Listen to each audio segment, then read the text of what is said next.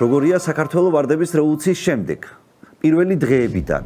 გადამწყვეტი ფაქტორი მაინც შევარნაძე იყო რა, მან ნახა რომ მას მხარდაჭერა არ აქვს და ძალით მოფხოკიალება, ძალით ჩაჭიდება არ უნდა და პერსპექტივა არ ჩანდა, რომ აი პირველი დიდი სისხლი შეიძლება დაღრილიყო მაისში ვარდების რევოლუციის შემდეგ.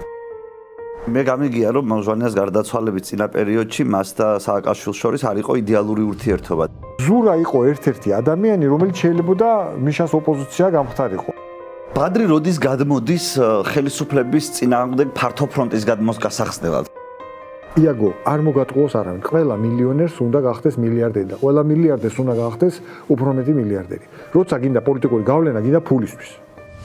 ნოემბრის აქციები საკმაოდ მრავალრიცხოვანი და მე შეცდომა, რომელიც დაუშვა ჩვენმა ხელისუფლებამ 7 ნოემბერს. რას გულისხმობთ შეცდომაში?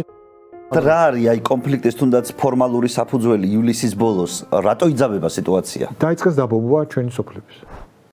თავაზობდა კიდეც სარკოზი მიშას რომ კორიდორს მოგცემ და გაიქეცი. ჩვენი პოლიტიკური მხარდაჭერის ჩამოშლის მთავარი ფაქტორი აღმოჩნდა ციხის კადრები.